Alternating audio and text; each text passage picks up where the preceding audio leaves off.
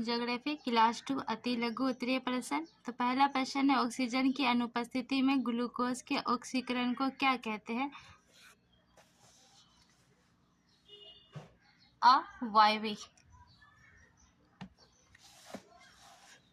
Oxygen की उपस्थिति में ग्लूकोज के ऑक्सीकरण को क्या कहते हैं? वायवीय। अनुपस्थित हो तो अवायवीय, उपस्थित हो तो वायवीय। जैव कोशिकाओं में रासायनिक ऊर्जा का सार्वजनिक वाहक क्या कहलाता है? एटीपी।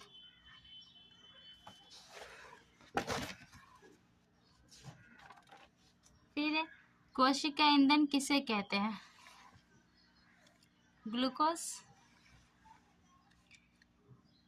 क्वेश्चन नंबर 5, श्वसन संपूर्ण श्वसन क्रिया के दो प्रमुख चरणों को क्या कहते हैं? तो हम इसे अवायवीय श्वसन और वायवीय श्वसन कहते हैं। क्वेश्चन नंबर 6, श्वसन जीवों के लिए क्यों आवश्यक है? तो जीवित रहने के लिए सभी को श्वसन सांस लेना आवश्यक है। श्वसन की प्रक्रिया में उपोत्पाद के रूप में क्या मुक्त होता है? CO2 तथा जल। क्वेश्चन नंबर 8, श्वसन को दो चरणों में किस आधार पर बांटा गया है?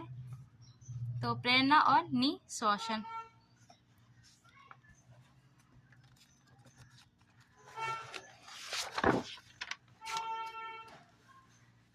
वायवीय श्वसन किसे कहते हैं? तो ऑक्सीजन के अनुपस्थिति में होने वाली श्वसन क्रिया को अवायवीय श्वसन कहते हैं। फिर है, वायवीय श्वसन की क्रिया किस स्थिति में आरंभ होती है? तो ऑक्सीजन की उपस्थिति में माइटोकॉन्ड्रिया। पाइरूट का पूर्ण ऑक्सीकरण किस चरण में होता है? माइटोकॉन्ड्रिया। पौधे में श्वसन गैसों का आदान प्रदान किस अंगों से होता है? वात रंध्रों द्वारा। क्वेश्चन 13, पौधों में गैसों का विनिमय किस क्रिया से होता है? विसरण द्वारा। अमीबा तथा पैरासीमियम में श्वसन शरीर की कौन सी संरचना के माध्यम से होता है? कोशिका झिल्ली से विसरण द्वारा। मछली के श्वसन अंग का नाम लिखे। गिल्स।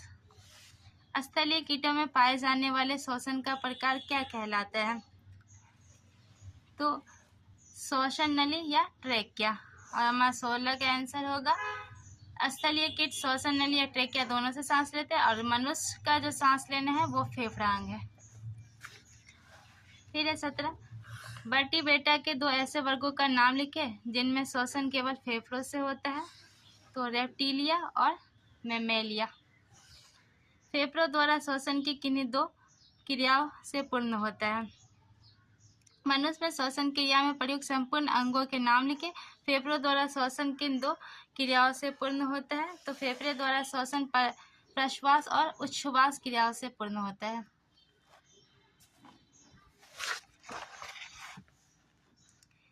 पचे हुए भोज्य पदार्थ से ऊर्जा का उत्पादन किस क्रिया से होता है? तो ऑक्सीकरण के द्वारा। ऑक्सीकरण के द्वारा। फिर क्वेश्चन नंबर 22, ईस्ट से पाइरूट से इथेनॉल किस क्रिया द्वारा बनता है? तो किण्वन की प्रक्रिया के द्वारा बनता है। क्वेश्चन नंबर 23, जल्दी से चलने से हमारे मांसपेशियों में ऐंठन किस यौगिक के निर्माण से होता है? तो ये होता है ऑक्सी हीमोग्लोबिन के निर्माण के कारण। फिर है, श्वसन के प्रथम चरण में बने पाइरूवेट का पूर्ण ऑक्सीकरण कहाँ होता है? तो माइटोकॉन्ड्रिया।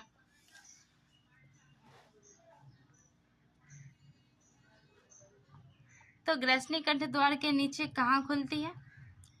प्रत्येक श्वसनी फेफड़े में प्रवेश कर विभाजित होने के बाद क्या बनाता है? तो वायु कोशिका वाहिनी। क्वेश्चन नंबर 17, मनुष्य के शरीर में फेफड़ा कहाँ अवस्थित रहता है? तो वक्ष गुहा में। वक्ष गुहा के पश्च भाग में अवस्थित एक गुंबद के आकार की संरचना को क्या कहते हैं? इसे हम कहते हैं डायाफ्राम। क्वेश्चन नंबर, हीमोग्लोबिन कहाँ अवस्थित रहता है? तो रक्त में। इसी कारण रक्त का रंग लाल होता है। क्वेश्चन नंबर 30, रक्त से फेफड़े में आया CO2 का